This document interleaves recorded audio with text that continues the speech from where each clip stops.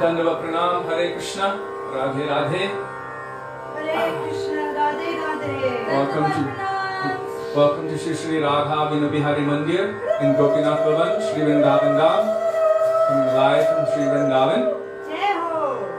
Shri Gurudev ki Jai, Shri Prabhupada ki Jai, Shri Rupananda Gauri Guru Varga ki Jai, Patit Pavan Shri Nityananda Prabhu ki Jai, Prem Purushottam Shachinandan Gaur Hari ki Jai, Radha Vinobihari Ju ki Jai, Radha Ramana Ju ki Jai, Giriraj Maharaj ki Jai, Hare Krishna Mahamantra ki Jai, Harinam Sankirtan ki Jai, Gaur Bhakta Vrinda ki Jai, Nitai Gaur Premanande Hari Hari.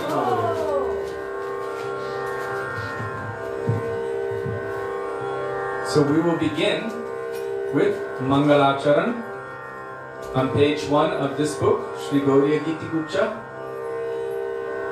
Vandeham Shri Guru Shri Yuta Padakamalam. Shiva Pavana Prabhu's back. Is he? Haribol? I was worried for you yesterday, Prabhu, because we didn't have any message from you in advance. We were trying to contact you. I even contacted Ramananda and had him try to find you because I just wanted to make sure you were okay. I'm so happy that everything is okay. Dandavats to all the Vaishnavas. Thank you for joining us. Dandavat Pranam.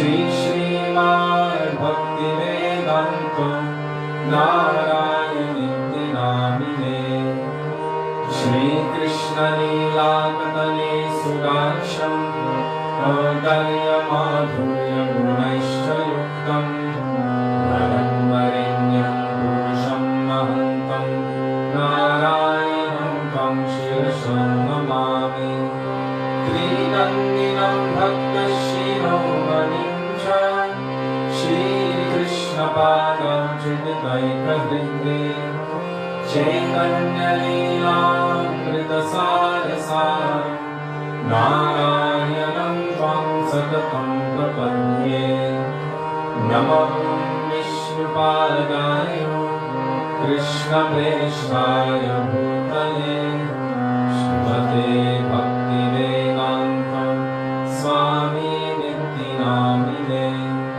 Namaste Saraswati Devi Gauravani Pracharine Nirvishesha Shunyavadi Paschatya Deshakarine Namo Vishnupadaya Gaura Preshvaya Bhutale Shri Srimad Bhakti Prajnana Keshava Niti Namine Atimadya Charitraya Svashritanam Chaparine Jiva Dukhe Sagartaya Shri Rama Premadamine Namo Vishnupadaya Krishna Presthaya Bhutale Srimate Bhakti Siddhanta Saraswati नामिने श्रीवर्षभानवी देवी दयिताय कृपाभये कृष्ण सम्बन्ध विज्ञान दयिने ब्रह्मवे नमः माधुर्योज्ज्वल प्रेमध्य श्रीरूपानुगभक्तिदा श्रीगौरकरुणाशक्ति विग्रहाय नमोऽस्तुते नमस्ते गौरवाणी श्रीमूर्तये दिनकारिणे रूपानुगविरुद्धापो सिद्धान्तद्वन्द्वहारिणे नमो गौरकिशोराय साक्षात् वैराग्यमूर्तये विप्रलम्भारसम्बोधे पदाम्बुजायते नमः नमो भक्तिविनोदाय सच्चिदानन्दनामिने गौरशक्तिस्वरूपाय रूपानुगम्बरायते गौराविर्भावभूमे स्वं निर्देष्टा सजनप्रियं वैष्णवः सर्वभौमश्री जगन्नाथाय ते नमः कल्पतरुभ्यश्च कृपासिन्धुभ्य एव च पतितानं पावनेभ्यो वैष्णवेभ्यो नमो नमः नमो महावदन्याय कृष्णप्रेमप्रदायते कृष्णाय कृष्णचैतन्य नाम्ने गौरत्विषे नमः हे कृष्ण करुणा सिन्धो दीनबन्धो जगत्पते गोपेश गोपिकान्त राधाकान्त नमोऽस्तुते तप्तकाञ्चन गौराङ्गी राधे वृन्दावनेश्वरी वृषभानुसुते देवी प्रणमामि हरिप्रिये जय त्वं सुरतो पङ्गो मम मन्दं मते गति मत्सर्वस्वत्पदम्बोजो राधामदनमोहनो दिव्यवृन्दारण्यकल्पद्रुमलो श्रीमद्रत्नागारसिंहासनस्थो श्रीराधा श्रीरगोविन्ददेव प्रेष्ठानिभिः सेव्यमानं स्मरामि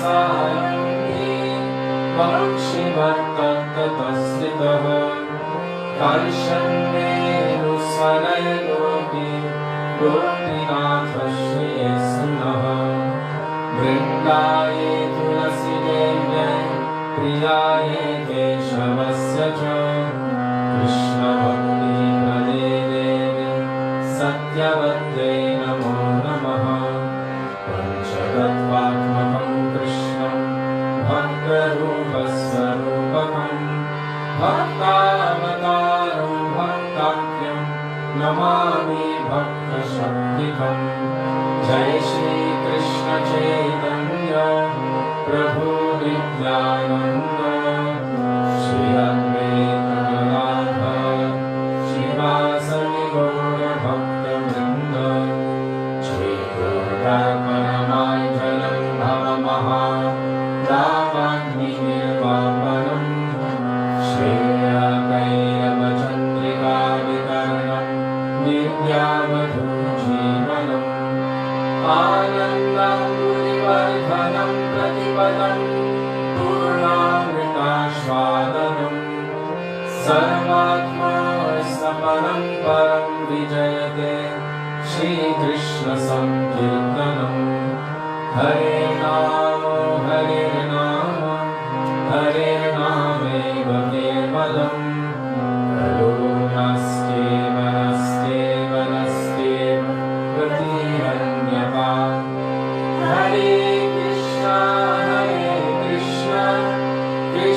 Krishna Hare Hare Hare Rama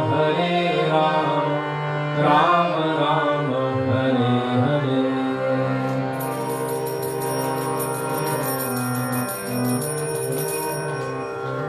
Happy birthday, Which one? Happy. Normal?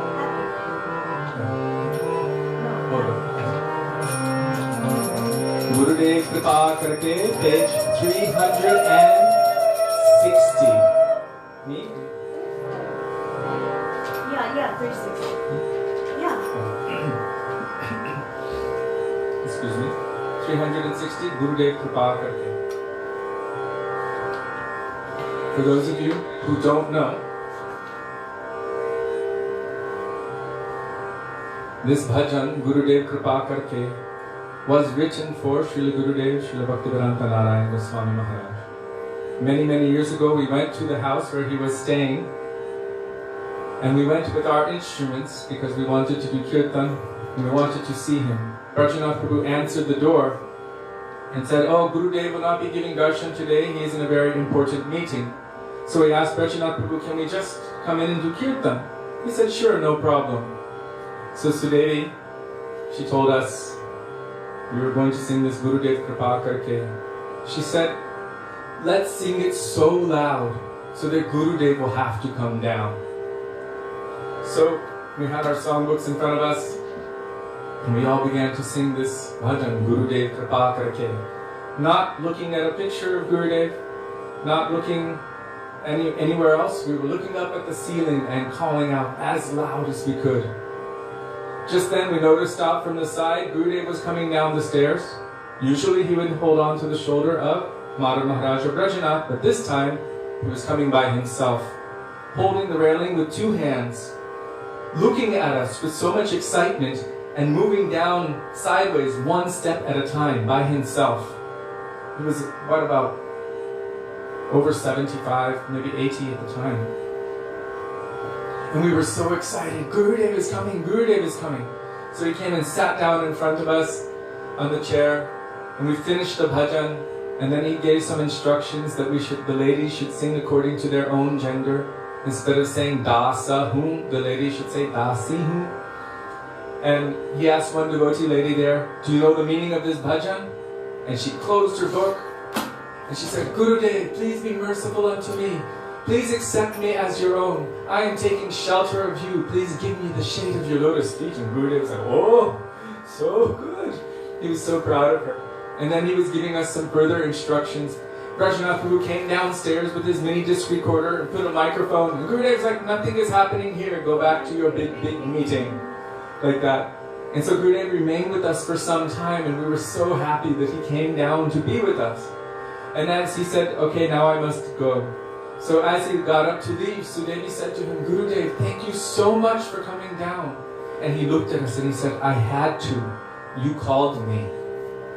So when we are calling out this bhajan particularly, we have this mood that we're calling out to Gurudev. We're calling to a person. And if we pray from the core of our hearts, he can descend down that staircase and come and sit within the core of our hearts. So now we will call out this prayer for the mercy and the presence of Srila Gurudev. 360.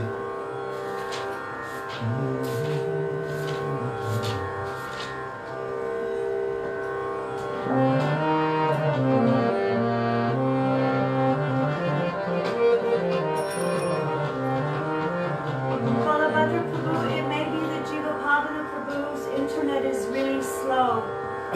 So Bhaktivedanta Prabhu wrote me he might not be able to be he's here. there. Oh. He asked Hare Krishna. Jivapavana Prabhu but hasn't gotten a response. Yeah, Jivapavana Prabhu's on a temporary internet right now. So he might not be able to, just so you know, maybe. It's okay to double post. It's okay. If you see him post it, then just leave it to him. But if he doesn't, maybe you should just post it. Thank you, Prabhu. Page 360, 307, 370. Gurudev. What? Lyrics are there? No, No. Do I need to post I it? don't see him. Hare Krishna. Do you need me to post the lyrics? We can do that. No, Balabhadra will do it or give a copy to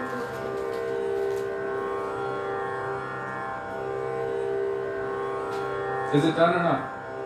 I don't see the lyrics. So then let me do it. It's okay.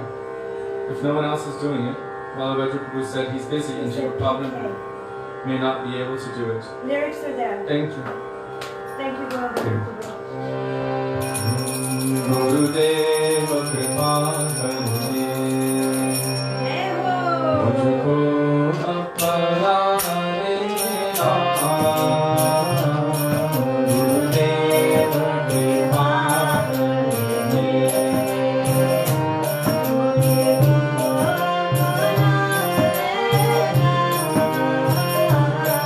Gurudeva kripa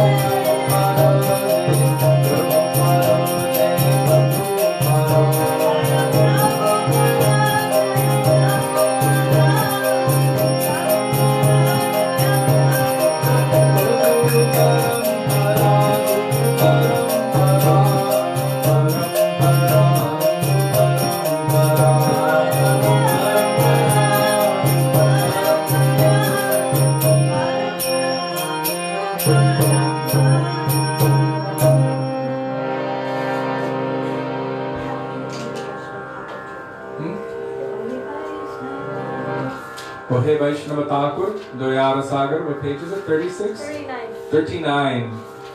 Sumi knows every page. Just ask her. I memorized the first 4 books, and then after that I just couldn't do it anymore. Excuses. Listen, Sumi knows. As age progresses, memory becomes less. She is now Women out. are. Krishna says in Bhagavad Gita, of feminine qualities I am fame, fortune, speech, intelligence, and memory. Jai. Trust me, Sudevi doesn't forget anything. Ohe Vaishnava Thakur, page 39.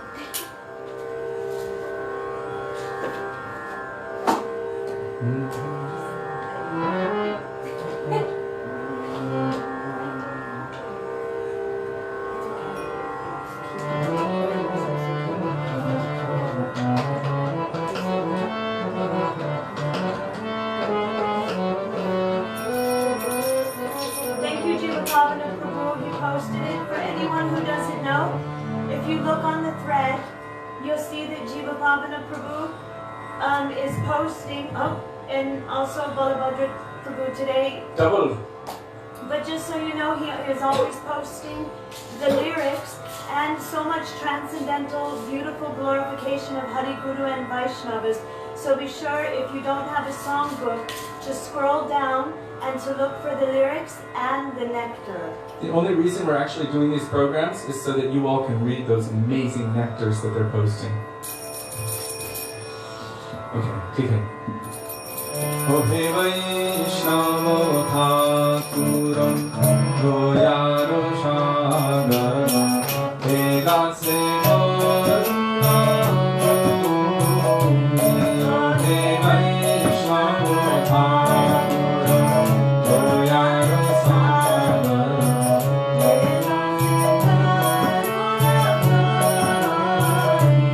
Ohe Vaishnava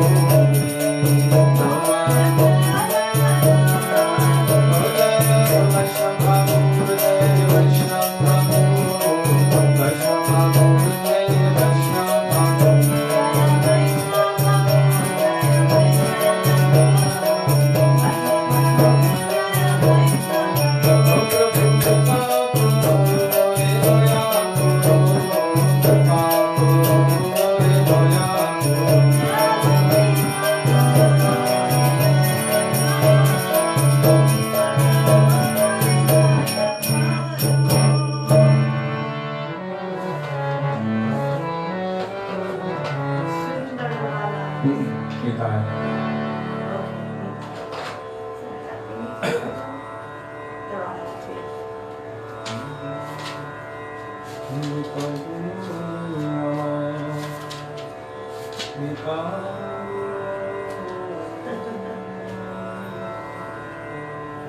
Okay, that. Nitai Gunamani starts with Nitaiguna. Nitai Guna Mani.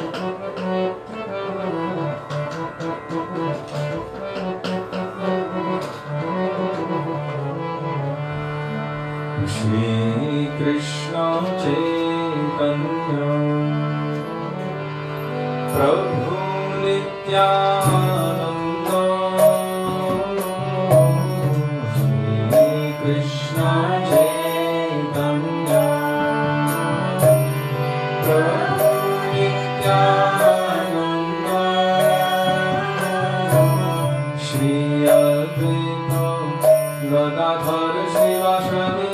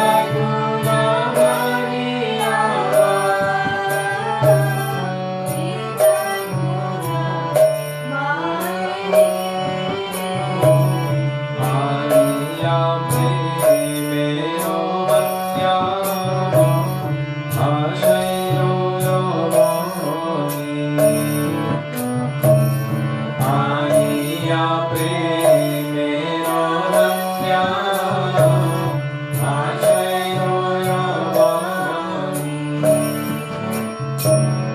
Is it off? Oh, that was off.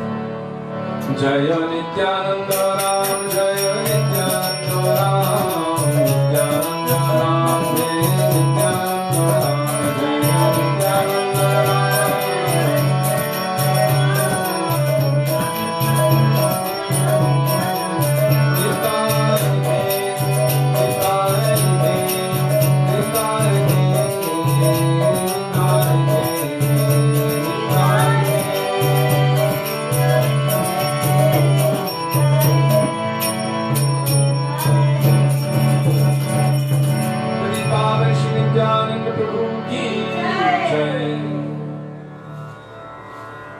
You were both looking at your phones, so I thought No, the signal we went were off. looking up there, so we started to check here.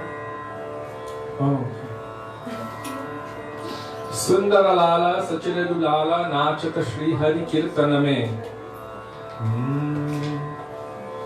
Kya? Do you know the page? Let's see.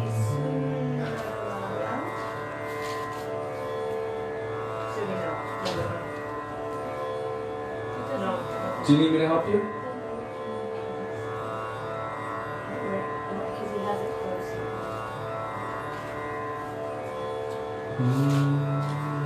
It's in the end of the songbook, in the Hindi bhajan section. 361. 361, starting with Sundara. Sundara.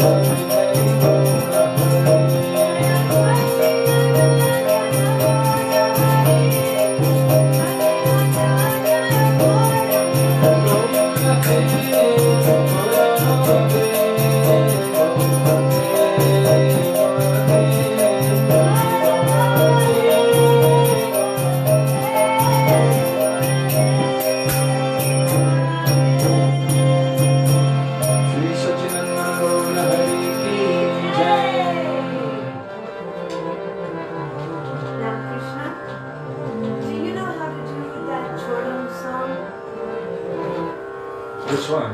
Braje Vasantam. Come on. Navanita Choram. Okay, something we can sing now. Choram, choram, choram. What page is that anyway? Yeah, we can sing it as an ashtakam. Like Govinda Damodar Madhaveti, the same. Okay, so what page? I don't know. Sudevi. What was it? I don't even know if it's here. Unless it's under What's the B. name? Sri Chorangaraganyashtakam. It should be here. Maybe it's under Vraje. No, it's not here. It was in the last songbook. It was, but it's not in this song, unfortunately. That's why I was on Okay, can you do it? I know. Parkarenge. That's a good one. Parkarenge. Nayane bhaja Krishna Kanaya.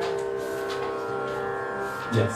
Parkarenge, Nayare, Page Bhaja Krishna Kanaya. 368. Page 368. When Srila Gurudev got this. received the information, we were at just the foot of Uchagaon, Lalita Sakhi's village in Barshana, near Sakhigiri Parvat, just at the foot near the Dauji Mandir. And Gurudev was sitting there with a few devotees. Many were up, but I went down to be with Gurudev, and at that time the Pandits came and they told Srila Gurudev that they wanted to present him with this title of Yugacharya. And at that time, when he was talking about it to us, he began to laugh. He's like, Rupa Goswami is the Yugacharya. My Guru Maharaj. He said, they are the Yugacharyas. But anyhow, on their behalf, I will accept it. He didn't really appreciate that title being given to himself, who was the Acharya of the Yuga. But anyhow, all of the Pandits, once every 100 years or so, the Brajvasi Pandits get together and they want to give any glorification to any person who is helping to bring fame to the Dham and to improve the Dham. And Srila Gurudev would always help to rebuild anything. He wanted to make sure that no place in Braj would go become lost. Like there's a place, Vyasakup, on the about 2/3 or at least maybe halfway of the Vrindavan Parikrama, which for a long time was buried. And that is the place where Vyasadeva wrote the 10th canto of Srimad Bhagavatam while witnessing those pastimes in his internal darshan. So through samadhi, trance, receiving that inspiration in that place, he wrote the 10th canto, especially Rasalila section of Srimad Bhagavatam. So they have a very small little place that's built there, but it was becoming covered with all sorts of garbage and dirt and everything, especially when they ditched the roads. But now they've cleaned it up a little bit, but still it's dilapidated. So Gurudev would make sure that all of these places, these pastime places of Krishna, had some kind of mandir, were built up so that people who would come to Vrindavan would go to those places, put their heads in the dust, and hear the Hari Katha of those places. So when I sing Parkarenge, Nayare Bhaja Krishna Kanhaya, I remember because Gurudev told me at that place, at that time, when he was being told he would receive that award, that he told me you should sing Parkarenge. So I was there with the songbook trying to balance it on my mridanga and playing, and it's just in front of singing Parkarenge Nayare Bhaja Krishna Kanhaya. And so at that time, although it's the names of Krishna, I'm remembering Gurudev. Jai, Guru Krishna. Where is it? It's page 368 according to Subhadra, the page knower. 368.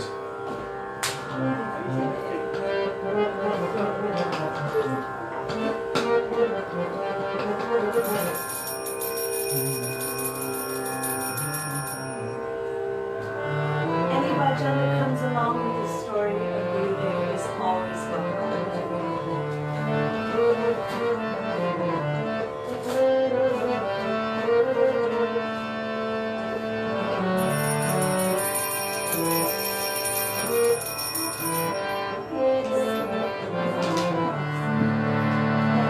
Shri Krishna Kanhaya Lal ki Jai.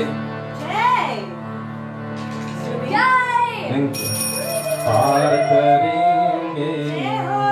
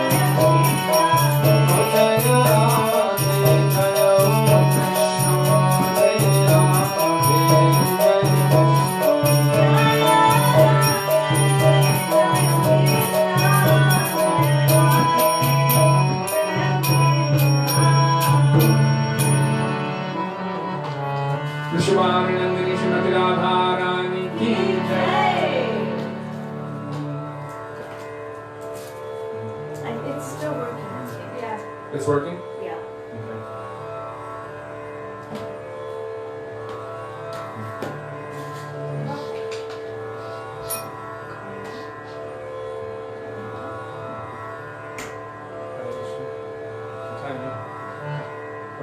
Which one? No.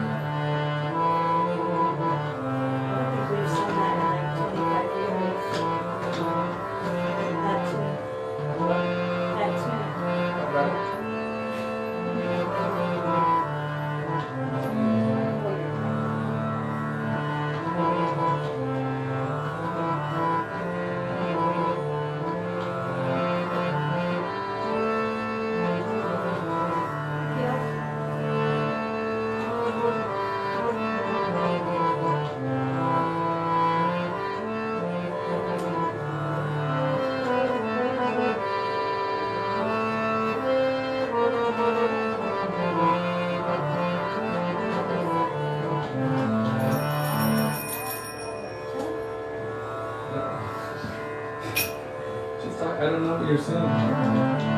Hare Krishna, Hare Krishna, Krishna Krishna, Hare Hare, Hare Rama, Hare Rama, Rama Rama, Hare Hare, Hare Krishna.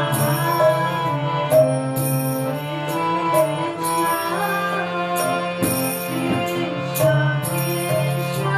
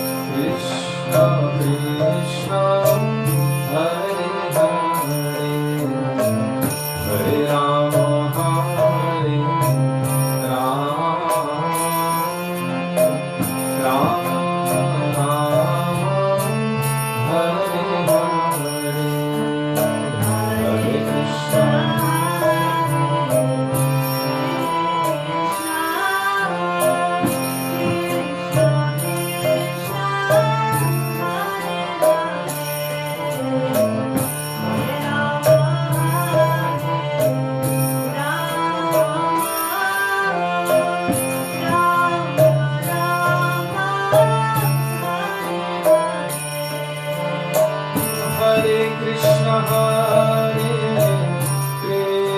Krishna, Krishna Krishna, Hare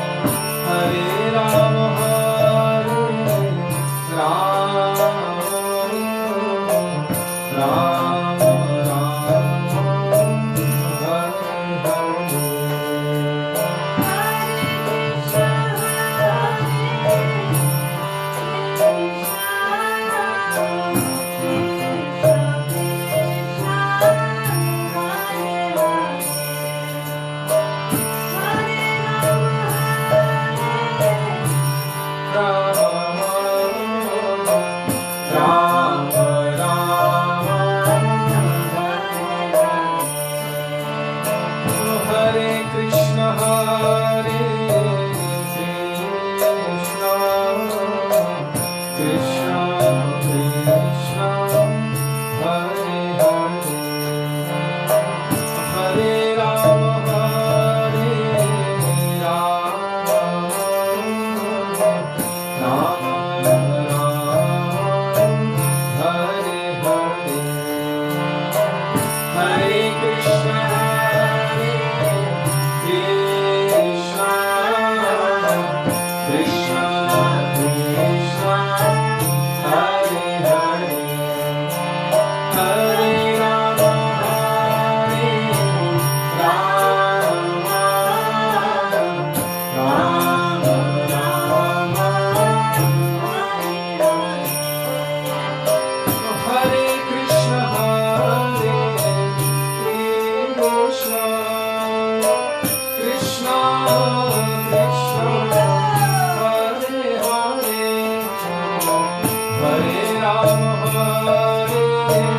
Rama, Rama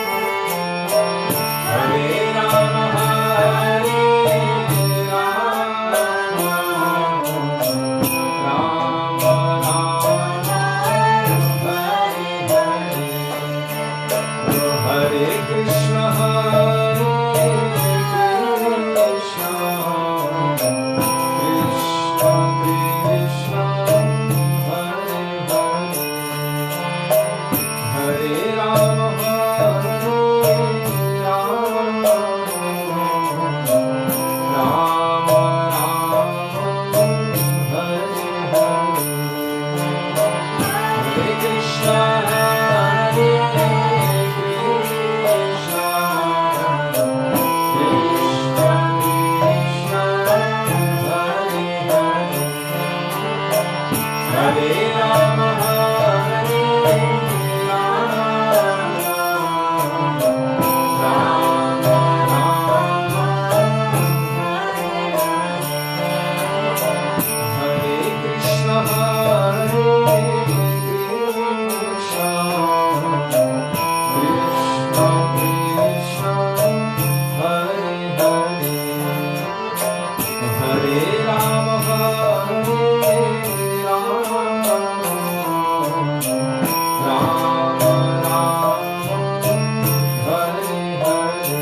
Hare Hare.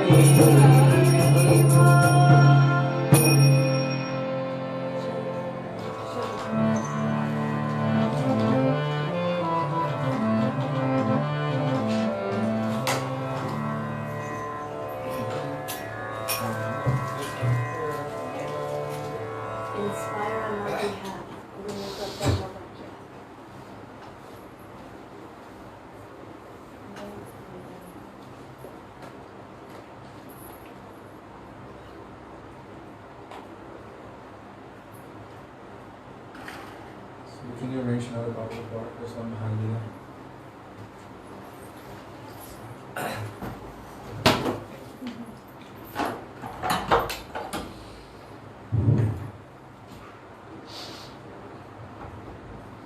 Gurave Gaurachandraya Radhikaya Tadalaya Krishnaya Krishna Bhaktaya Tadbhaktaya Namo Namah Ajnanatimirandhasya Jnananjana Shalakaya Chakshurunmilitam Yena Tasmai Shri Gurave Namah Nama Om Vishnupadaya Radhikaya Priyatmane Shri Srimad Bhaktivedanta Narayaniti Namine Nama Om Vishnupadaya Krishna Presthaya Bhutale Srimate Bhaktivedanta Swami Niti Namine Vanchakalpatarubhyascha Kripa Sindhubhya eva cha Patitanang Pavanebhyo Vaishnavebhyo Namo Namah Shri Krishna Chaitanya Prabhu Nityananda Shri Advaita Gadadhar Shivasari Gaura Bhakta Vrinda Hare Krishna Krishna Krishna Hare Hare Hare Rama Rama Rama Hare Hare Mukam Karoti Vachalam Pangam Nandayate Girim Yatkrapatamham Vande Shri Gurum Dinatarinam.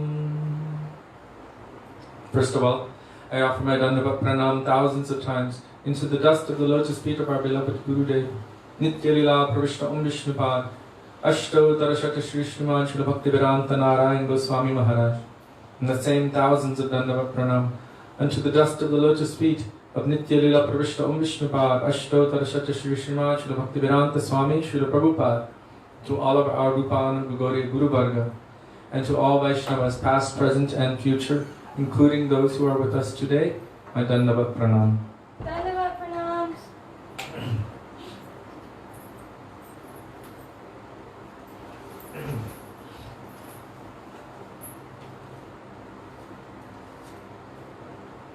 So we will continue today with Going Beyond Vaikuntha. Going Beyond Vaikuntha is the explanations of Sri Sanatan Goswami's Sri Brihad Bhagavatamrita by our Srila Gurudev, Srila Bhaktivedanta Narayan Goswami Maharaj. It is his commentary full of bhav and rasa, rasik and bhavuk commentary. And before entering into this book, we will pray to Sri Sanatan Goswami for his mercy by the words of Sri Raghunath Das Goswami. Vairaga Juga Bhakti Rasam Prayatna Apayanan Mam Anubhikshamandam Kripam Budirya Paradukha Dukhi Sanatanastam Prabhum Ashrayami. Praying in the dust of the lotus feet of our Gurudev, the commentator, and Sri Sanatan Goswami, the compiler, the writer of Brihad Bhagavatamrita, that may even a particle of the moods which are present within these pages manifest within our hearts.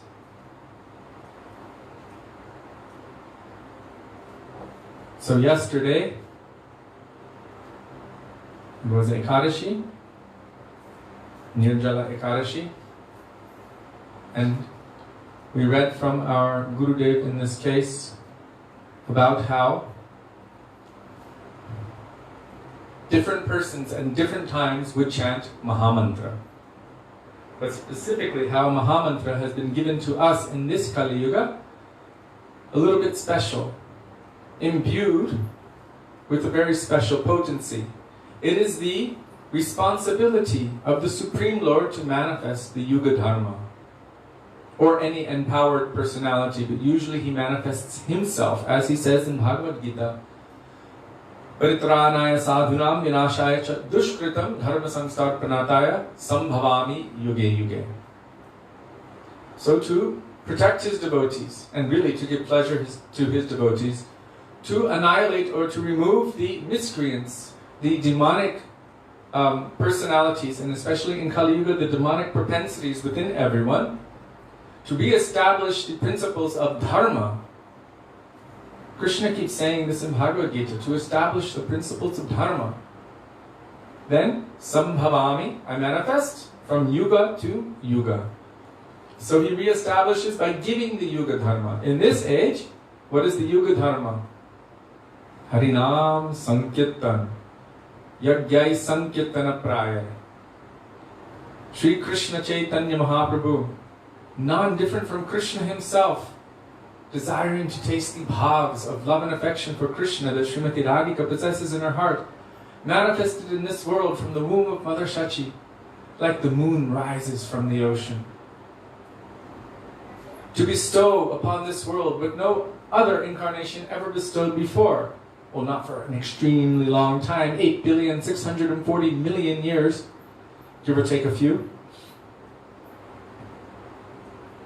Namo Mahavaranyaya Krishna Prema Pradayate Krishnaya Krishna Chaitanya Namne Gauratvashe Namaha. The most magnanimous avatar, Krishna himself, but giving what? Krishna Prema, giving it to everyone, awakening Krishna Prema in everyone. This Krishna Chaitanya Mahaprabhu. So we offer our hearts, our Shraddha Pushpanjali, at his lotus feet. So he gave Hare Krishna Mahamantra. In previous times it was also chanted, but more as a general mantra. But in this age of Kali, it has been imbued with a very special flavor. And that flavor is the possibility to awaken within the jivas a relationship with Krishna in Vrindavan, with the prem of the Brajabasis. It's called Braja Prem. Prem Ras Niryash Kurite Ashvadan. Chaitanya Mahaprabhu is holding his one hand up, tasting that Prema Ras. Radha Bhava Duty Suvalitam. Nomi Krishna Swarupam. Tasting that Radha Bhav and manifesting her complexion, her duty, as a result of that bhav. He's tasting that Prema Ras. And naturally, as a side effect of that, Raga Marga Bhakti Loke Korite Pracharam, preaching to the world the process to awaken Rag Marga Bhakti. Rag Marg means spontaneous, loving devotion to Radha and Krishna.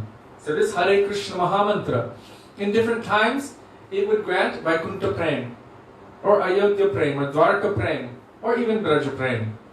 But it wasn't so specifically focused or geared toward that. So in other times, it was mandatory to receive Brahma Gayatri, Gopal Mantra, or the mantra, the kirtan that Gopkumar received, Shri Krishna Gopala Hare Mukunda, Govinda He Nanda Kishori Krishna, Ha Shri Yashoda Tanaya Prasida, Shri Vallavi Jivana Radhikesha. And it has so many deep meanings within it.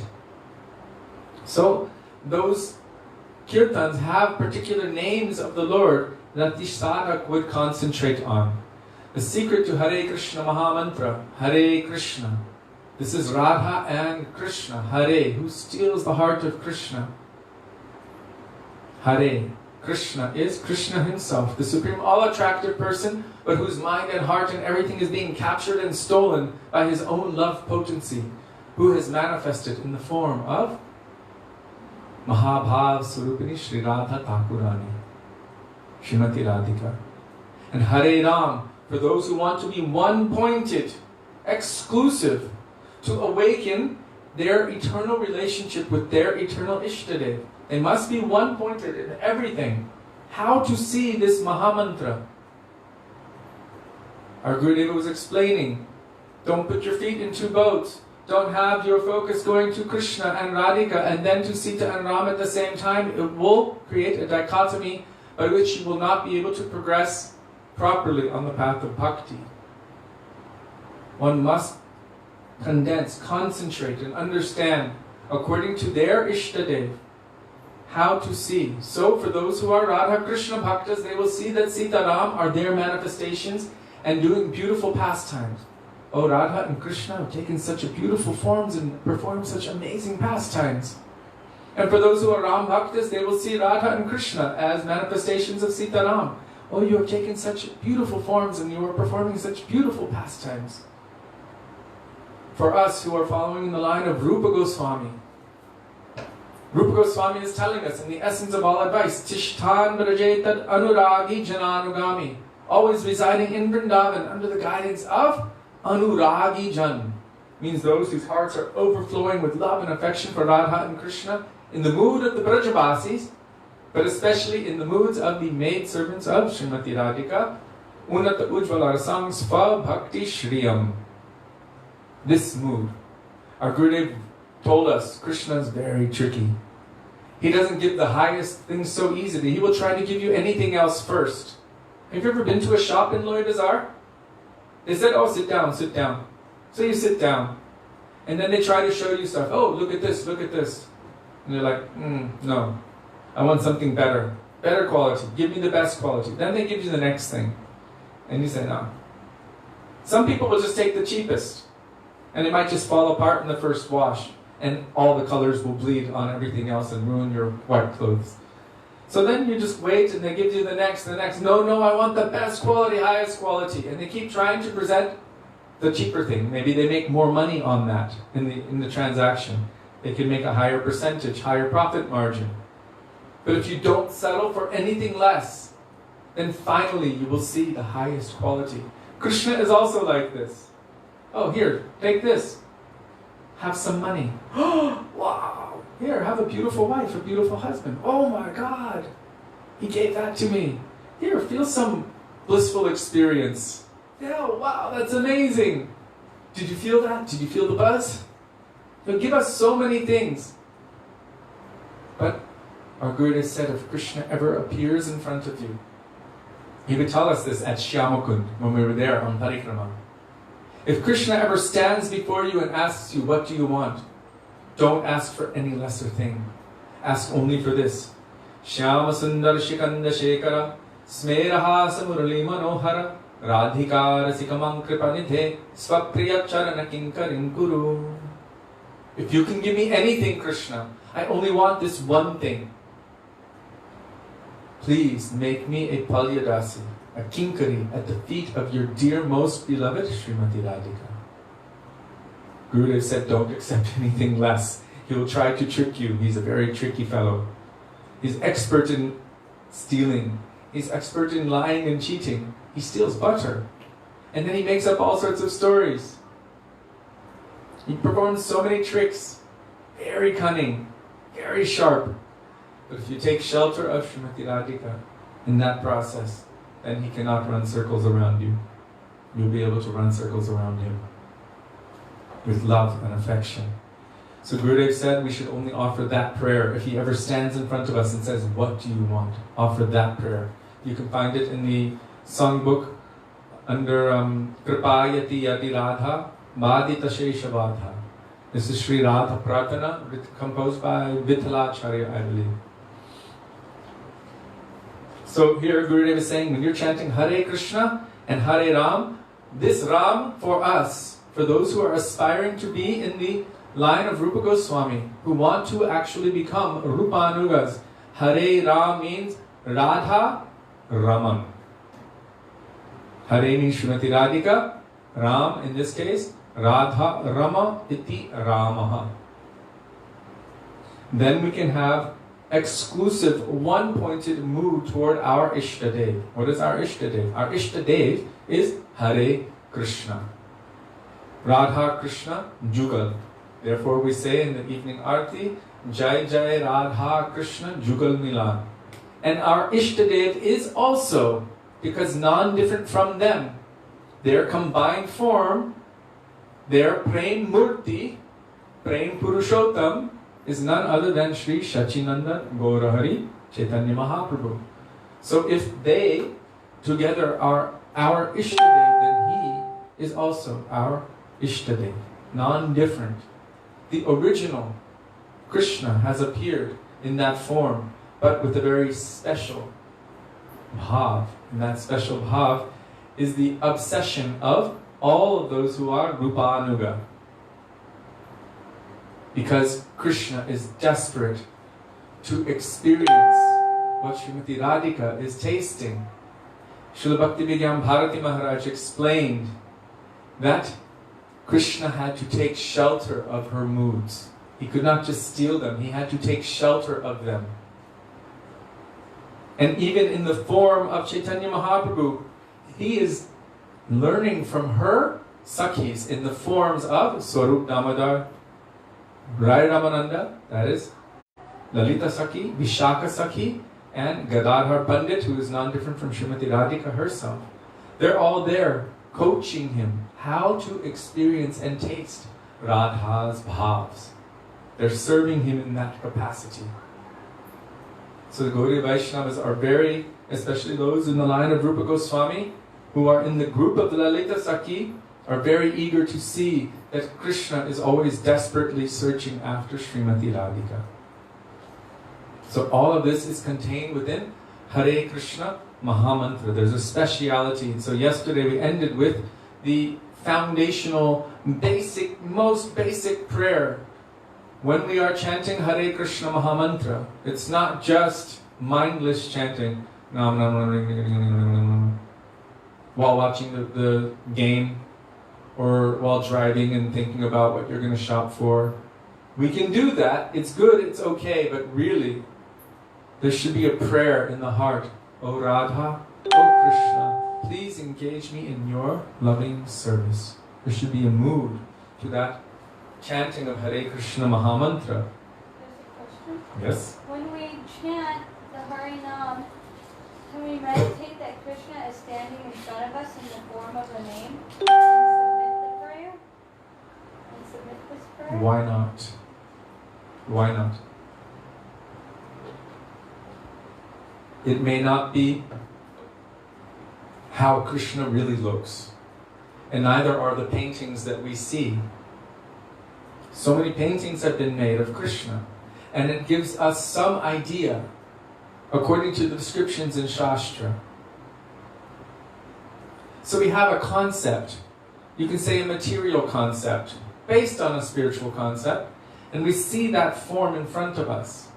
In the same way that at this point our chanting is not necessarily Shuddhanam, but more than likely Nam Aparad, because still our hearts are full of so many desires. In the same way, that meditation on that form might not be the pure form of Krishna, but it might be some other aspect, some other idea of Krishna. And yet, to meditate on the form of Krishna and his pastimes as we have heard them, it's some kind of semblance, and it is beneficial. It is beneficial.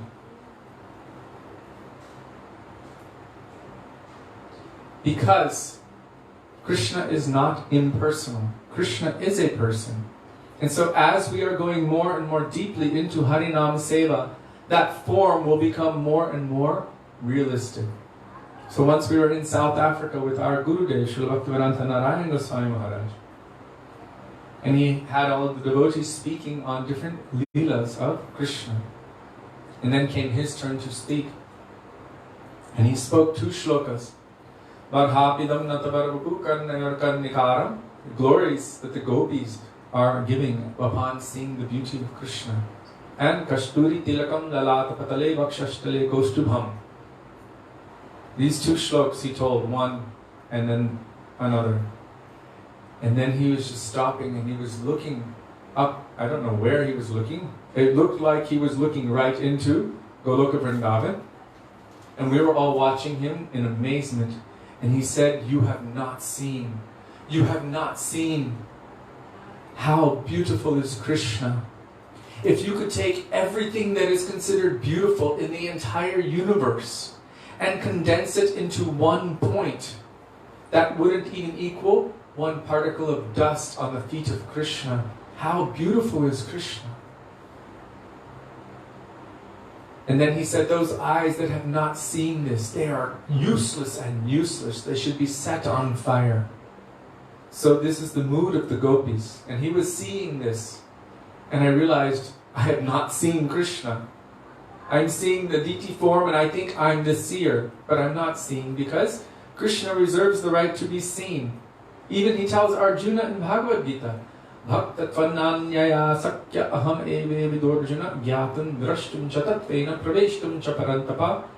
Only by Ananya Bhakti, that means pure, loving, devotional service, can I be seen as I am in truth.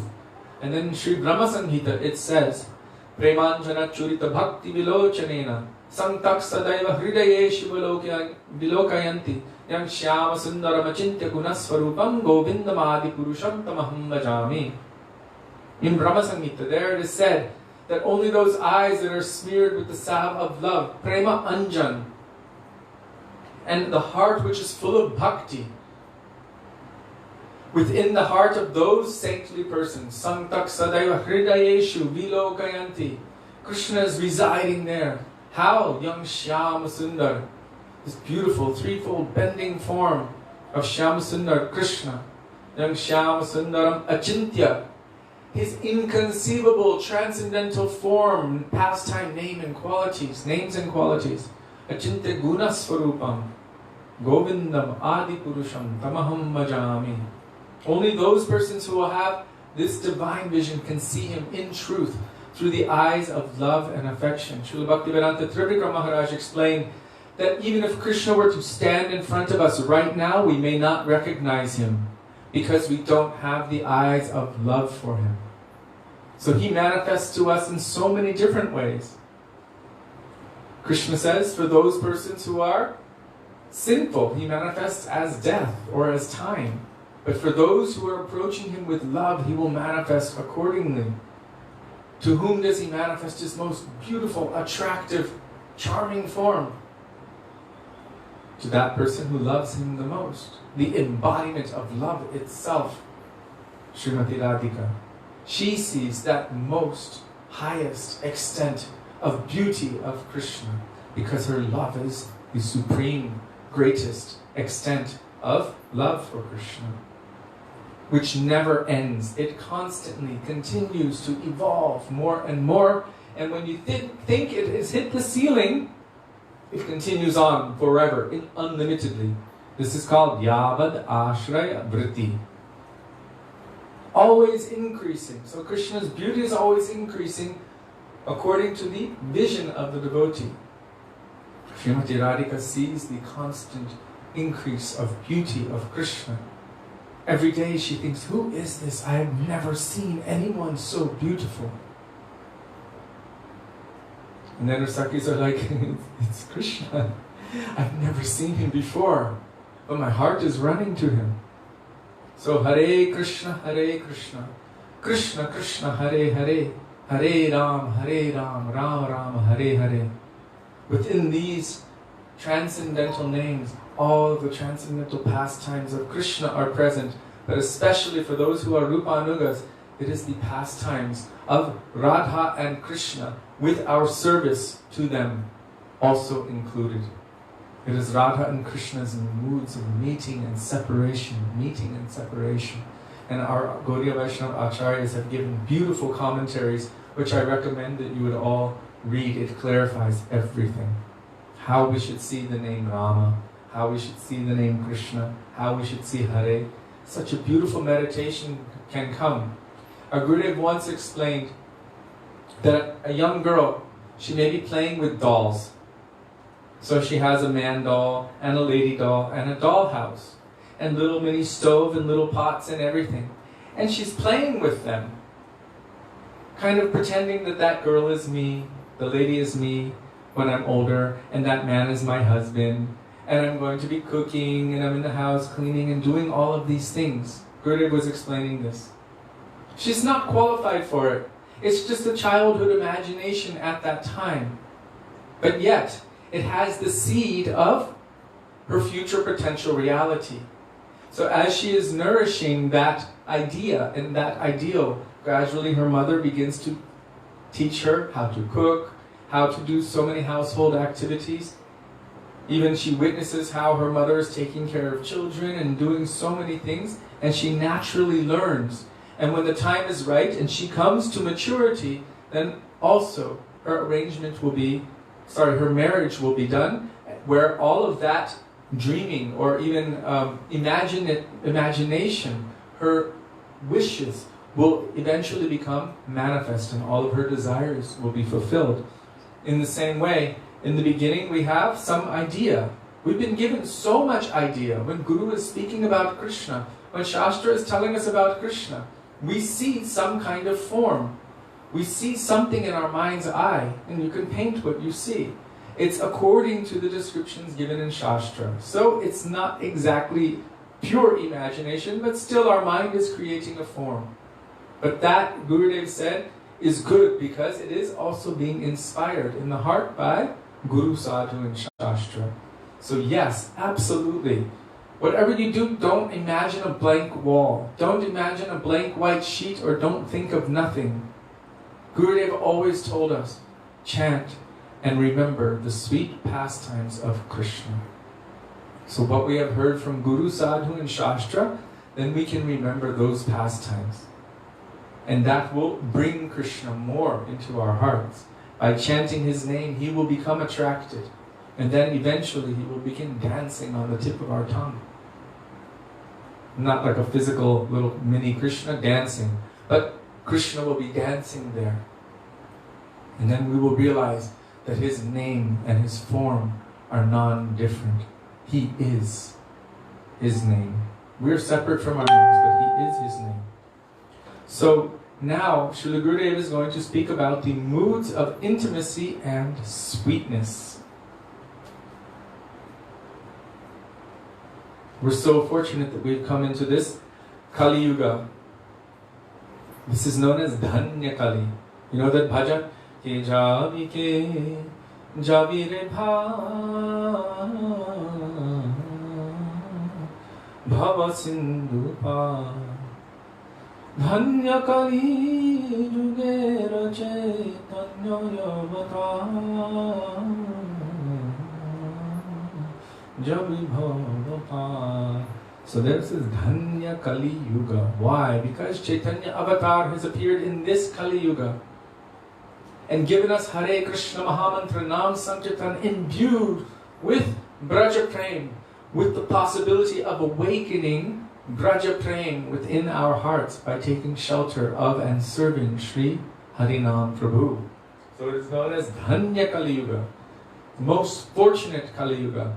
Look all around, it is madness, it is hellfire, it is crazy.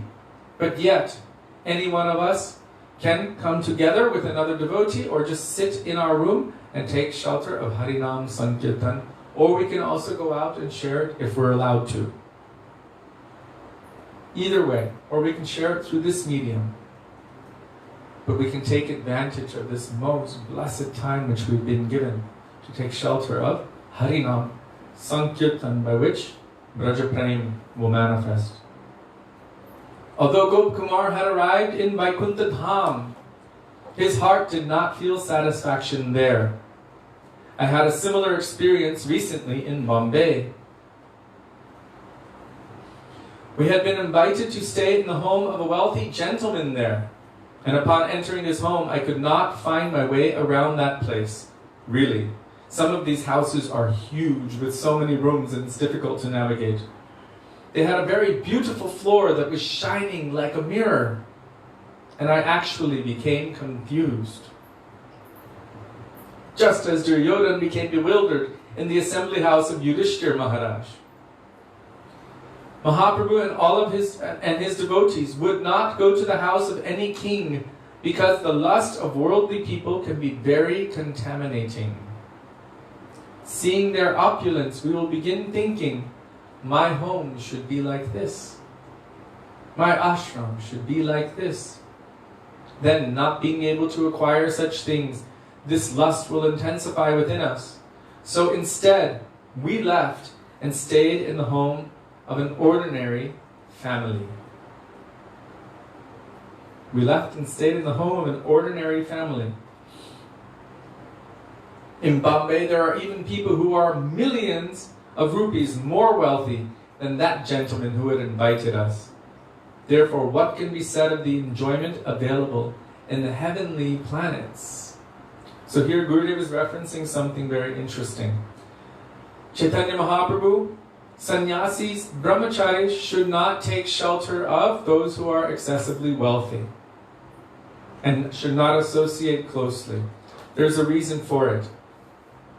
Kunti Devi in Srimad Bhagavatam, she tells in her prayers to Krishna, what are 4 disqualifications for bhakti? 4 disqualifications for developing devotion.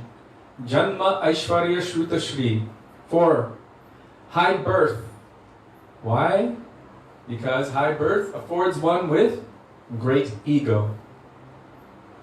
It creates a bhav of I am superior, I am a controller, I am a master, and I can order others around. And you can find it prevalent in places like India, where still this conception is very prominent. But also in Western countries. People have superiority complexes and try to repress others because my birth, my skin color, all of these things. So high birth, or born into a wealthy family. So Janma Aishwarya means wealth, excessive wealth. What happens when one is excessively wealthy? They also develop pride, ego, and try to control and manipulate others because they have that money. Shruta, high education. Very high education, then they know so much about the material energy that it becomes difficult to have a simple heart by which one can take shelter of the process of bhakti. Vaisnavata, saralata e Vaisnavata. Simplicity is Vaishnavism. But the complex nature of someone who is so greatly materially educated, they will doubt everything about Krishna and Krishna bhakti. And they might have this mood, I only believe what I can see in front of me. So this is Shruta, high education, and Shri. Also high education makes one proud. And Shri, bodily beauty. So those who aren't very beautiful, they kind of just hide. They're always feeling like I'm not, maybe they're not even thinking about it. They just live their life.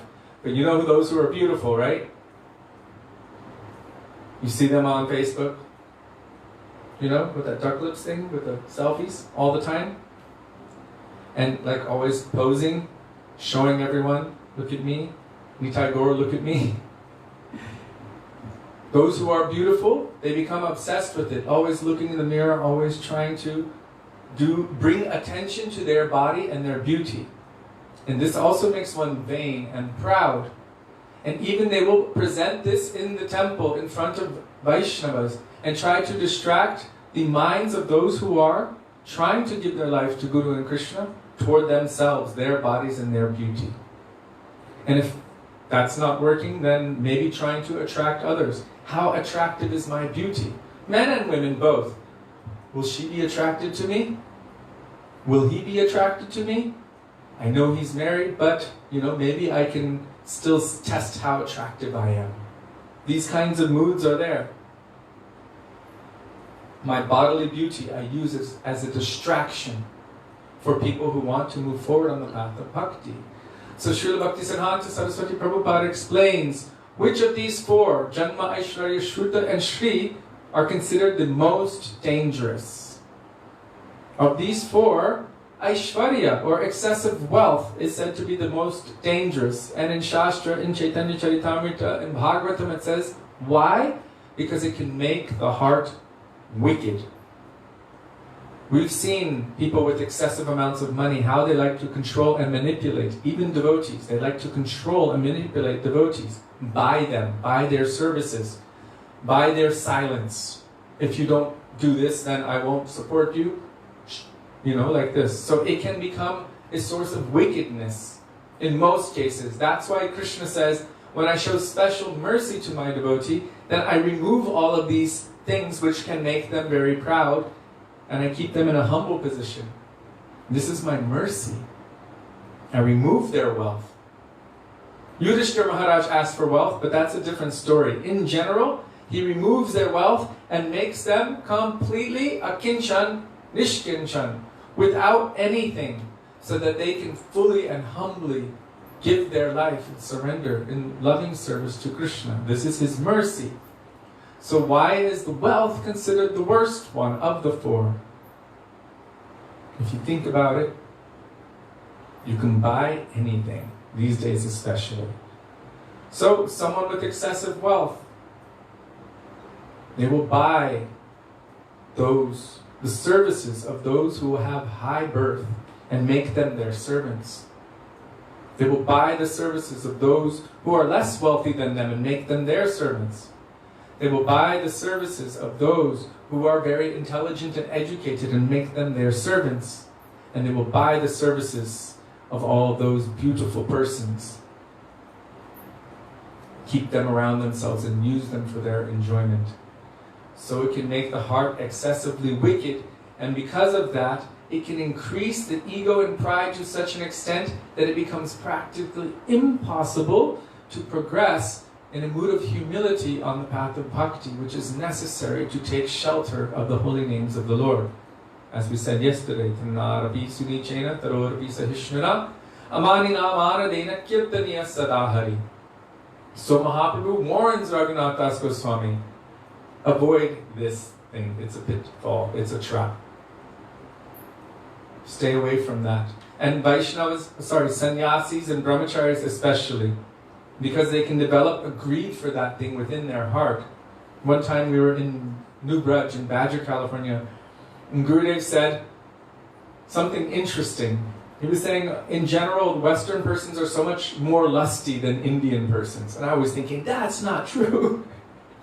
I was thinking that, like that's not true. And then he explained his reasoning for saying that. It was quite interesting. He said, because here, in the West, everyone has so much facility and access to money and to enjoyment, 24 hours a day. Shops are open, well, not right now, but usually 24 hours a day. You can get whatever you want at any time. You just hop in your car, go to the shop. You can fulfill your desires. If you have enough money, immediately your desire is fulfilled. So when a desire comes in the heart, immediately the greed increases, because I know that I may be able to fulfill that desire. So that greed, this is the lust he was referring to, the lust for satisfying my material desire.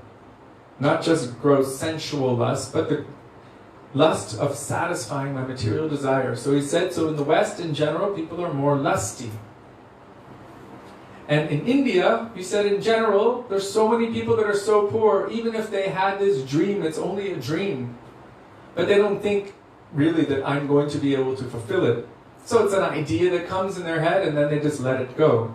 He said so in that way, because they're feeling the inability to fulfill that desire, then it's less lust inflaming within the heart.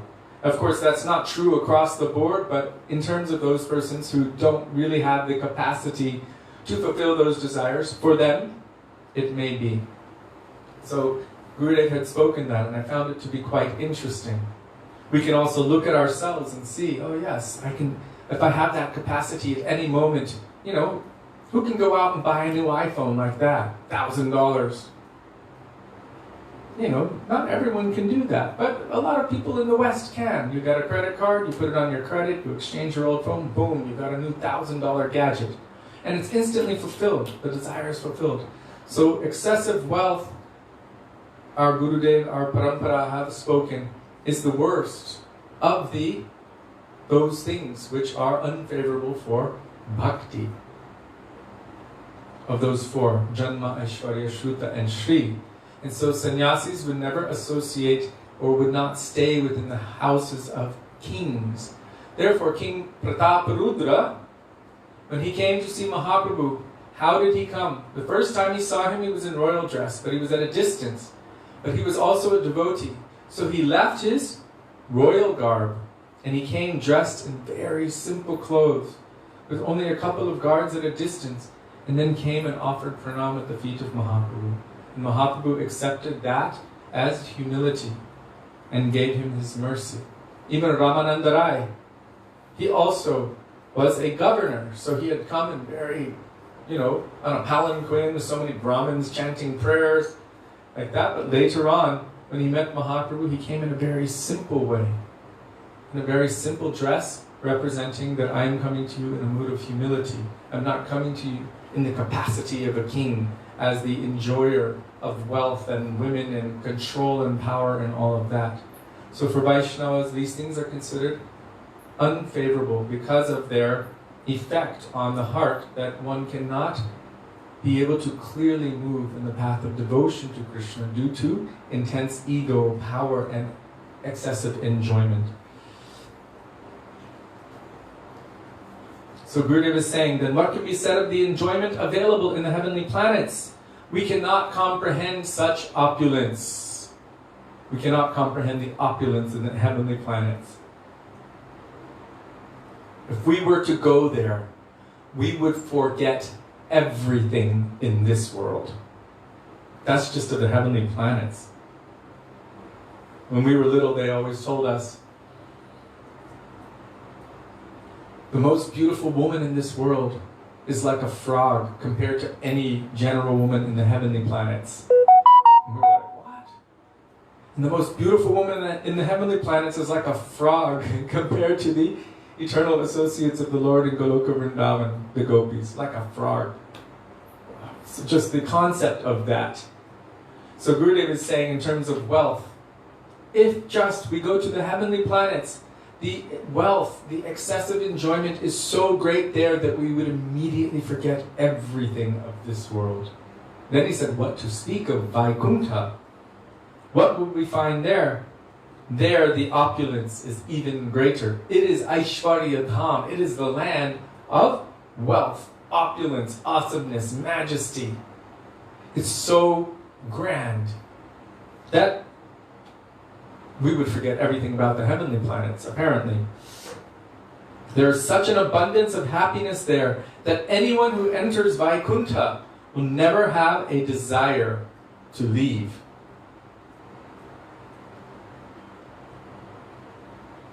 There is so much beauty, and no one ever becomes old or diseased. There is no birth and no death, whereas in heaven there is. So when he's saying heaven, that is Svargalok, the land of Indra, where Lord Indra presides with the other devas. This is what we call heaven. And then there's Vaikuntha Dham. And then beyond Vaikuntha, well, we're going beyond Vaikuntha eventually. So Gurudev is explaining the abundance of happiness, the abundance of wealth, and the abundance of beauty in the Vaikuntha planets. He said something interesting here. We will never have a desire to leave. We will never have a desire to leave. So if we will never have a desire to leave, then how is it that something so mundane and base that we would even forget, if we went to the heavenly planets, would attract or distract us from Vaikuntha? What to speak of Vaikuntha, more deep than that is Ayodhya. What to speak of that, more deep is Dwarka. What to speak of that, more deep is Vrindavan.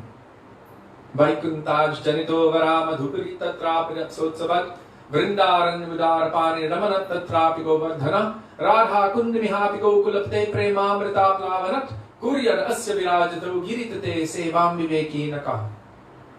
More and more and more deep, more and more beautiful, more and more charming, more and more sweet. If we cannot even be distracted from the heavenly planets to the material world, because it is so awesome, we will forget everything. And what to speak of Vaikuntha, that even the heavenly planets cannot distract us from. Then what to speak of Sri Vrindavan Dham in Leela with Radha and Krishna? Absolutely impossible. Not possible to distract us from there. How could we have a desire to leave that place and that seva and that sangha? Not possible. For something which is so base and so mundane and detestable, which is worse than rotten vomit, impossible. Impossible. That's why Sri Yamunacharya, the guru of Ramanujacharya, he said, if even the remembrance of the thought of gross sensual material enjoyment enters my mind, because I have tasted bhakti ras, immediately my lips curl with distaste and I spit at that thought. Because he has tasted the higher taste. The proof of having tasted the higher taste, having tasted the real thing, is that one will have no attraction for the material world whatsoever. Really? Ever again. Never. Whatsoever. It won't attract, or distract anything. Not possible. So here, there is no birth, no death, whereas in heaven there is. As I told the other day, in heaven, everyone has a specific length of time that they live. They stay young, they stay beautiful, they can continue to enjoy, but one day, their beautiful garland, which is always fresh, dries up. Then it falls off, and then they disappear.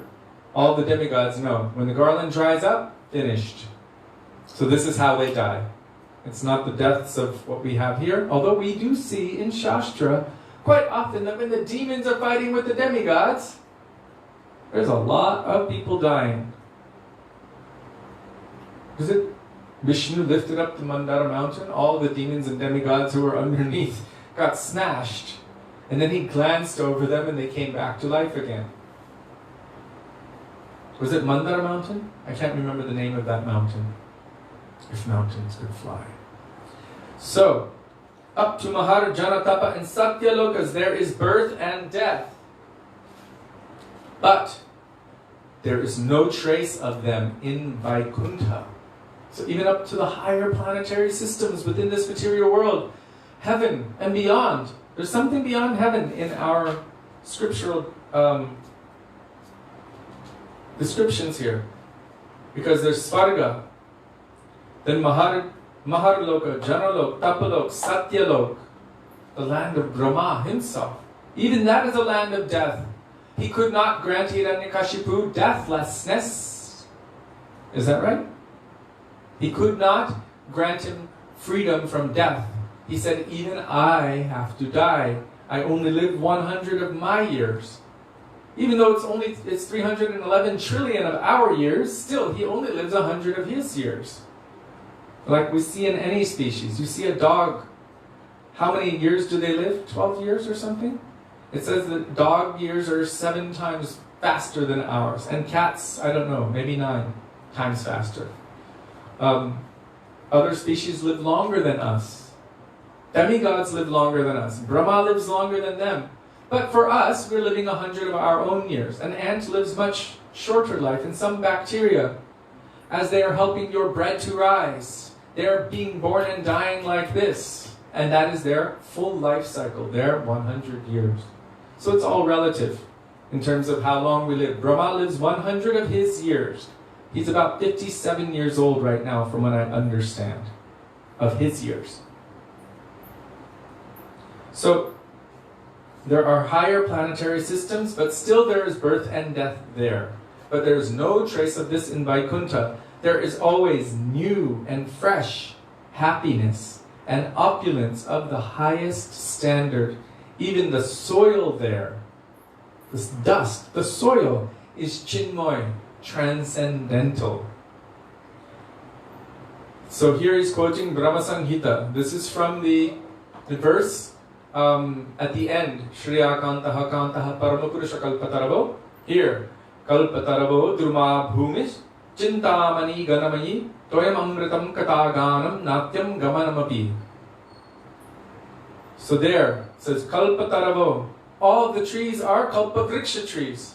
Any tree is capable of granting any desire. We say that for Vaishnavas also. Vancha kalpatarubhyascha kripa sindhubhya evacha patitaram pavanebhyo vaishnavebhyo namo namah. Vancha kalpatarubhyascha. Your life a desire tree who can fulfill the desires of anyone. It doesn't mean that they're going to fulfill our material desires. The deepest necessity of our soul, which is to love Krishna, will be awakened in the association of Vaishnavas. Kalpataravo druma bhumi chintamani means the dust of the earth is chintamani. Chintamani means whatever you think. Chinta, money.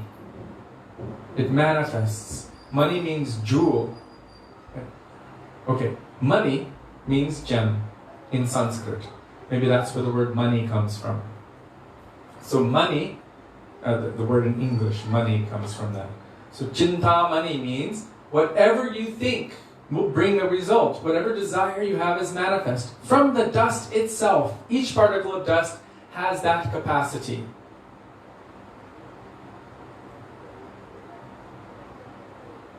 Also in the first verse of Sri Brahma Samhita that we chant, Chintamani prakara sadmasu kalpavriksha lakshavartesu shurabhir abhipalayantam lakshmi shahasrashatasam brahmasevyamaram govindam adipurusham tamham bhajami.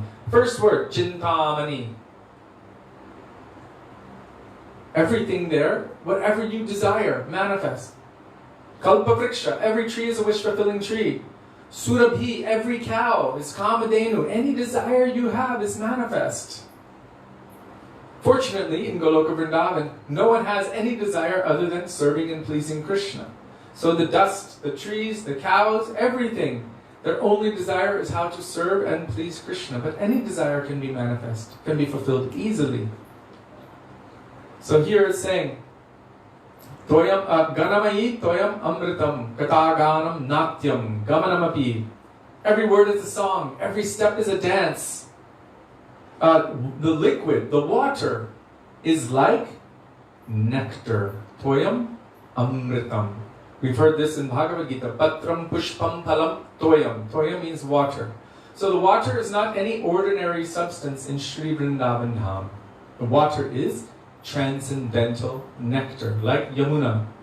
Gurudev said she is liquid praying. Liquid praying. And she is the medium by which the jivas in Kali Yuga can connect to Krishna. Their heart's prayer can be transmitted. She's like our telephone, connecting current. Bhraturantakasya pattane vipatiharini prekshayati papino vipapisinditarini Lila Madhuri Virat Shesh Chitta Bandini Mampunati Sarvadara Vinda Bandhanandini. She's able to connect us, our heart's prayers of love and affection, to Krishna.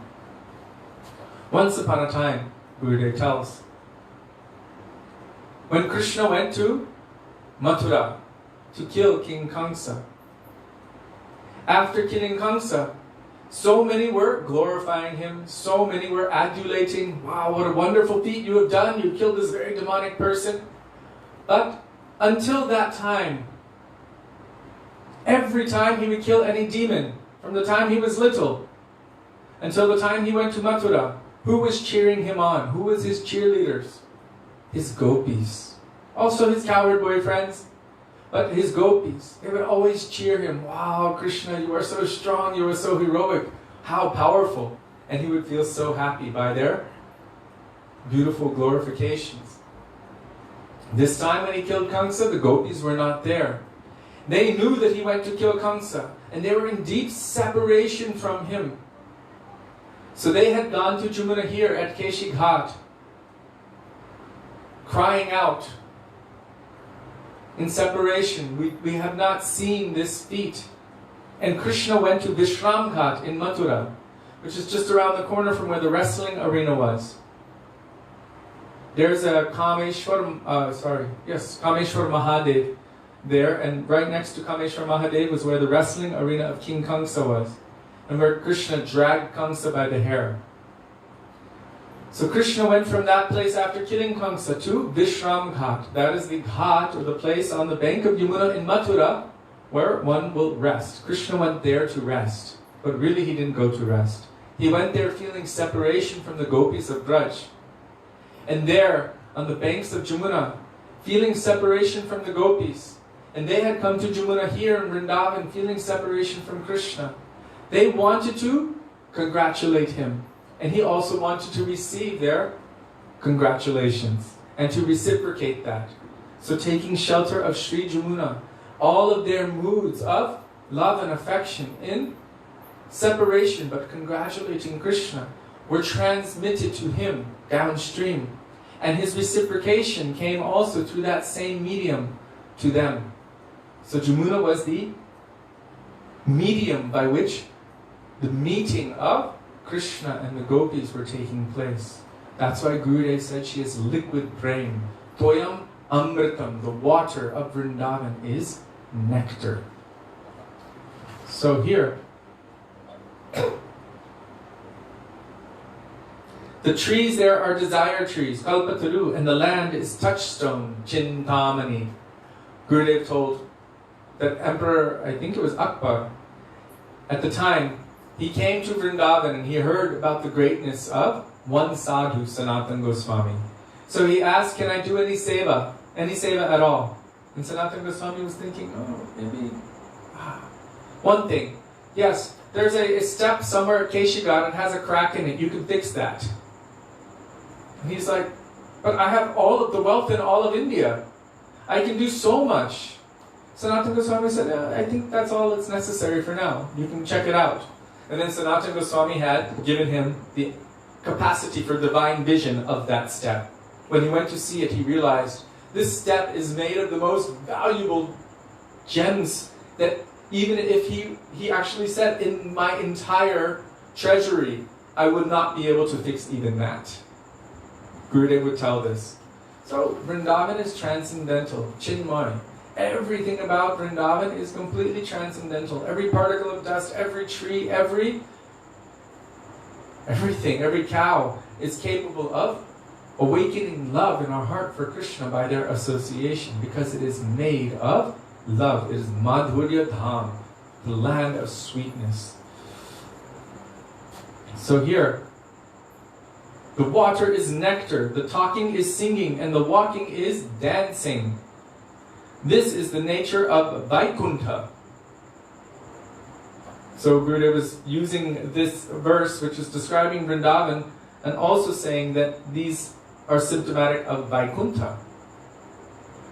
Because Vaikuntha is also transcendental.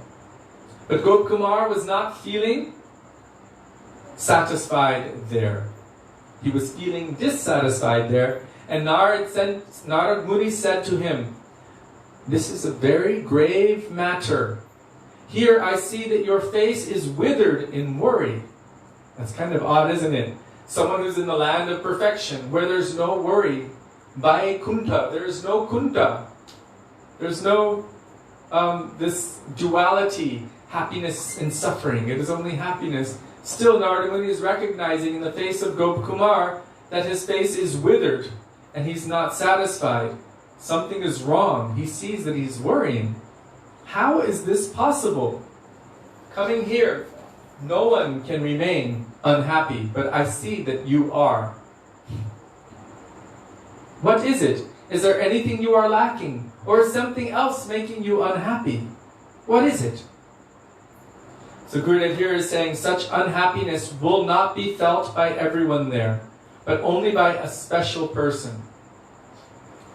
Most persons who go to Vaikuntha, most, apparently, 99.99%, but maybe not this one, they will feel that this is perfection because it is the nature of their Atma in relationship with their eternal Ishtadev.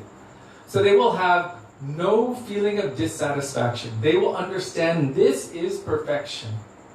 Anyone who has attained to their own particular eternal fixed mood, sthayi bhav, will not feel that they are lacking anything. Gurudev said even the mosquitoes in Vrindavan feel this is perfection. Are there mosquitoes in Vrindavan? Do they suck your blood? I don't know. But he said even the mosquitoes. The point is made.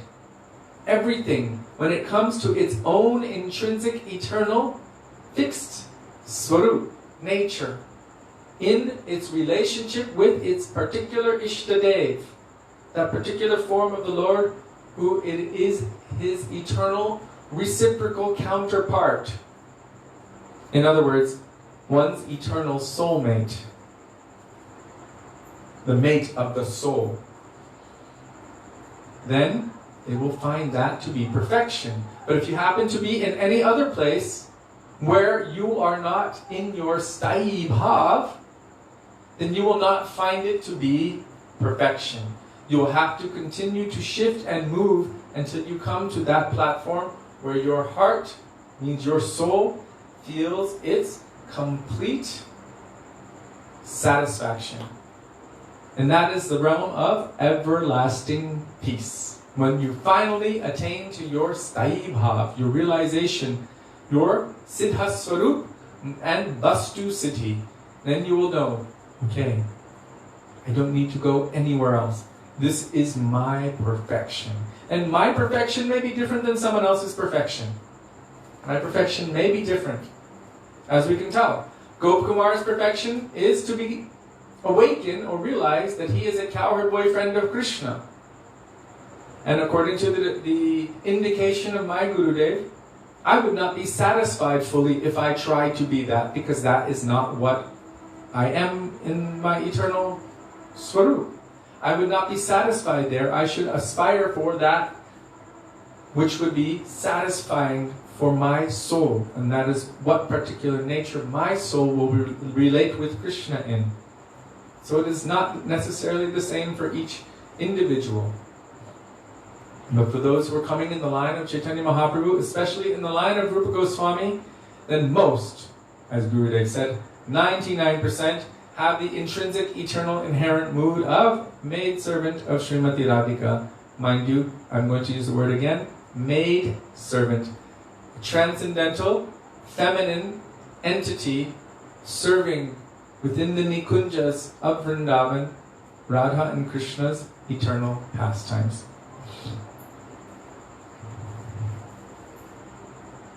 So Gurudev is saying, such unhappiness will not be felt by everyone there, but only by a special person. If for any reason someone is unhappy there, they won't be able to express it to anyone. They won't be able to express it. What can you say to anyone who thinks this is perfection? They'll just look at you like you're mad. How can you express that? So apparently he was out of his place, out of his element. He needed some help. Luckily Narada Muni came to his rescue. Such intense unhappiness cannot be expressed even to your mother, father, brother, or sister, but only to a bosom friend. And most of us have had experience of that. There are certain things you cannot tell to everyone. You can't show certain things in front of your parents. You can't show certain things even in front of your siblings. They can't know. Some deep feeling of the heart. Maybe you are in love with someone. You have a crush on someone. Who's the first person you're going to share that information with? Not your mother, not your father. Definitely not. Maybe not your brother or sister either. But you will share it with your BFF, your best friend forever.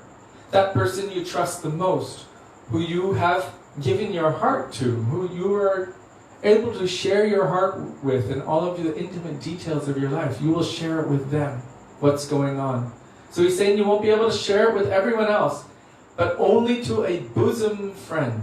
Bosom friend means a friend of your heart, who knows your heart, who might even be able to say what you're thinking before you say it.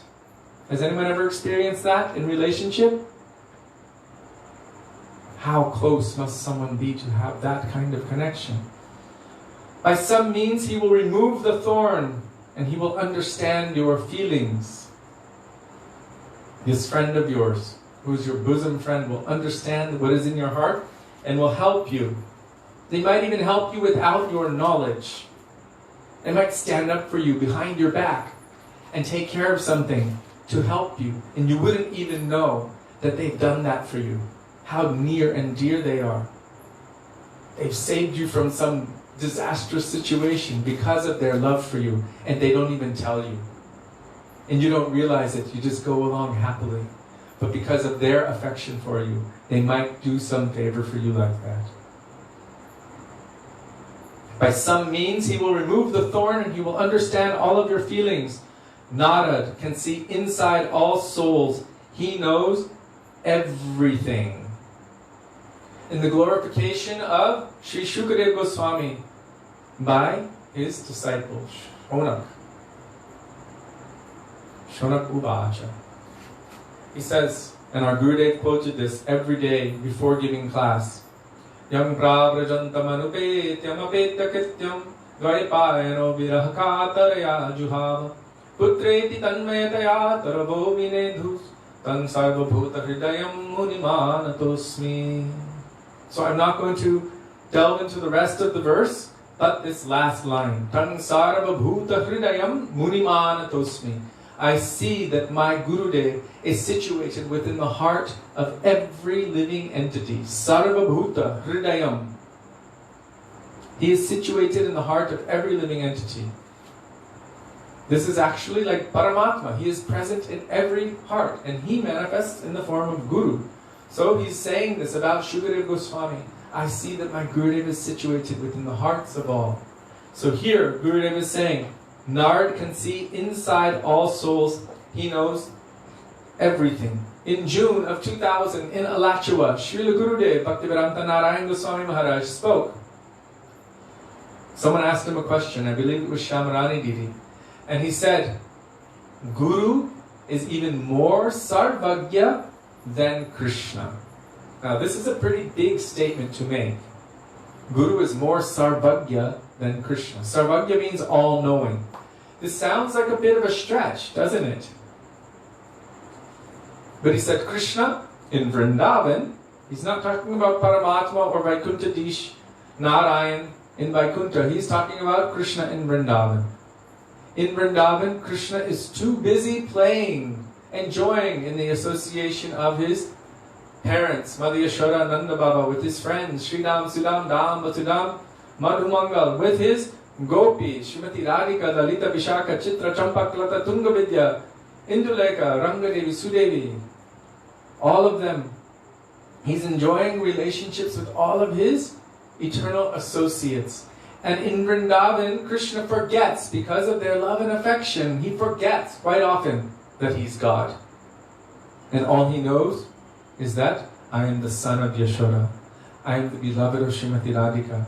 I am the friend of my Sridam. I am Gopal, the protector and maintainer of the cows.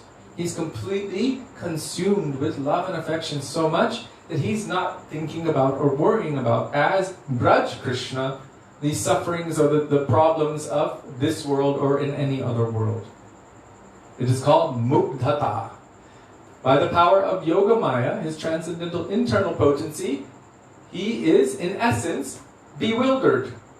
God himself consents to be covered so that he himself can taste that transcendental love and affection. And also his eternal associates, his devotees, they also don't have this concept that he is God. Their concept is, he is my dearmost son, or my dearmost friend, or my dearmost beloved. In the purport of Jai Radha Madhava Kunja Vihari, the first purport Prabhupada gave on it, which was recorded, he said the Brajavasis, they don't know that Krishna is God. Maybe he is some yogi or something. They see that he's killing demons and lifting Giriraj, doing so many amazing heroic activities, dancing on the heads of Kaliya, the snake with 1,000 heads. So he's doing amazing things. Oh, yes, in his astrology chart, Gargacharya said something that sometimes the Shakti of Narayan may manifest through him. Prabhupada said they don't know that he is God. They don't care. He might be this or that. All they know is that they love him. This is Vrindavan. So, in Vaikuntha, yes, maybe Narayan is aware. But Gurudev in this case said, Guru is more sarvagya than Krishna, more all-knowing. It is the function of Guru, who is the manifestation of Chaitya Guru in the heart Guru, Paramatma, steps outside in the form of Diksha and Shiksha Gurus. Jive Shakshat Nahitate Guru Chaitya Rupe. Because the Jiva, conditioned soul, cannot see or directly connect with or communicate with Paramatma in the heart due to so many coverings and misconceptions, then Paramatma mercifully steps outside in the form of Diksha and Shiksha Gurus to help us and to interact with us, with our material senses, our eyes, our ears, our senses, so that we can learn how to love Krishna, to awaken our love and affection for Krishna. So, Guru is more sarvagya, more all-knowing. How? Because it is his function to know. It is his function to be aware. It is his function to see what is our impediment and what is favorable for us, and to guide us accordingly. It's his function to know what kind of karmas are due to us and how to move us forward on the path of bhakti. So Guru will glance at us and he will see everything. I can assure you, most of us who have sat in front of our Gurudev at one time or another felt like we were an open book. You sit in front of him and how his eyes would dart around the classroom to every single person. He would know if you weren't there. He would know if you were standing 100 feet in the back and say, come here, sit down. He would know who was there, who wasn't there, and his eyes would dart around and he would look and glance at each individual person. And you'd feel at that moment, he's reading me. He can see my heart. It's like an open book for him. Gurudev said, I can see, just by looking at your forehead, 10,000 lifetimes. Of course, he's the manifestation of Paramatma. Paramatma has been with us since forever. He is the all-seeing witness. He is present within the heart of every living entity. He is all-knowing. Trikalagya. He knows past, present, and future. So in Srimad Bhagavatam also, for any pure transcendental soul, like Narad Muni, frequently it is said, he is referred to as Bhagavan, and also as Trikalagya, or all-knowing, means he can see the three phases of time. Sri Guru is also like this, if he is really Sadguru, Sri Guru of the highest caliber. So in this case, Narad can see inside all souls. He knows everything. Gurudev would say, don't think that Guru doesn't know. He sees and knows everything. But if we're not willing to subject ourselves to become better, if we don't check ourselves in to, what do they call that? Rehab. We're in this material world. We're completely like addicts of this material world, trying to enjoy all of the intoxications that this material world has to provide in every form, every shape, all of these things, believing we are something we are not, that I am this body, that this is mine, that this house is mine, everything is for my enjoyment. And we are completely intoxicated by this material world, which is a state of sickness, because actually it is not the realm of the soul in the soul's eternal relationship with Krishna. It's some artificial sickness. Therefore, when we come into the association of Guru, what is required is that we submit ourselves. I'm sick, I need help, I need direction, I don't know what's good for me. Pranipatena pariprashnena sevaya. Taking shelter of Sri Guru. Checking ourselves into his or her special school. And that school is known as Guru Kul. This is real Guru Kul. The Kul of Guru, where Guru engages us in developing our real transcendental relationship with Krishna and takes us away from all of these material conceptions. But we need to offer ourselves and submit ourselves, and part of that is confession. This is my situation. This is my sickness. I need help. Oh Gopinath. In this case we can say, Oh Gurudev, Mama nivedana shuno. Vishayi durjana sada kamarata kichunahi mor gun. I have no good quality. I'm full of so many material desires and I'm always greedy and lusty for all of these things. I have no desire for bhakti, but I know that that is the only thing that will make me happy. Please help me, Gurudev. Gurudev said, if you do not submit yourself, then what can he do? Don't try to hide. He knows everything, but if you're not willing to accept that mercy, he will not force it upon you. You first must give him license to do so. So Srila Gurudeva Maharaj said, what is disciple? Disciple is one who voluntarily places themselves in the position where severe discipline is inflicted upon them by Guru, and that is for our own welfare. What is that discipline? Avoid all of those intoxications and take those things. And also heavy And that strong chastisement, sometimes smacking, sometimes pulling the ears, sometimes shouting, in the form of harsh language. We don't like it, but we need it.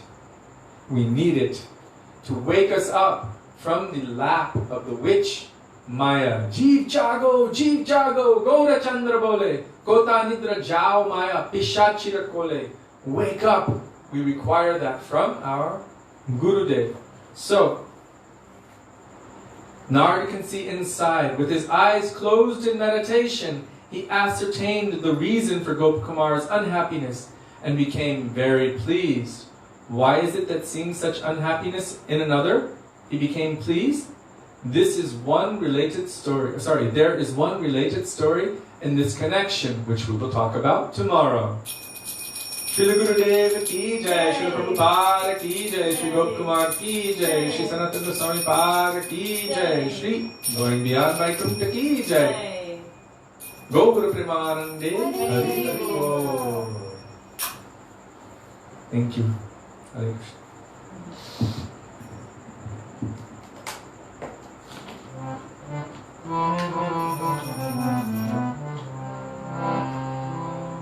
What's that Sandesh?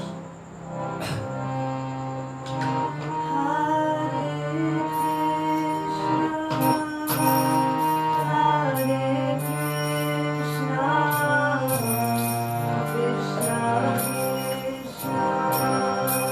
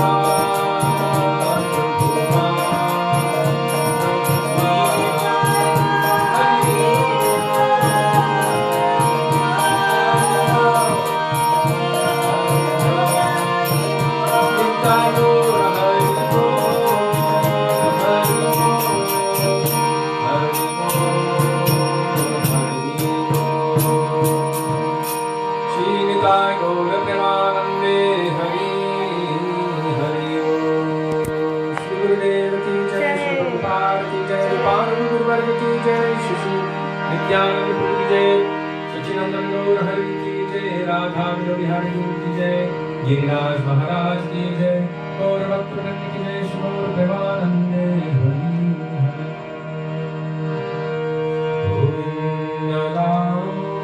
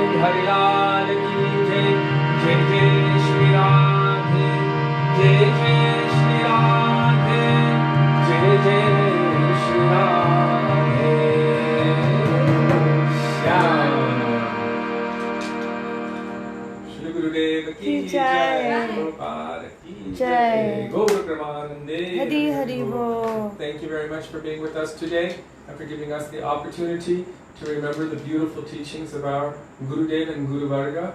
And Dandavat Pranam. We will see you tomorrow. Dandavat Pranam. Dandavat Pranam. Wild hair Suvi. Dandavat Pranam. Hare Krishna.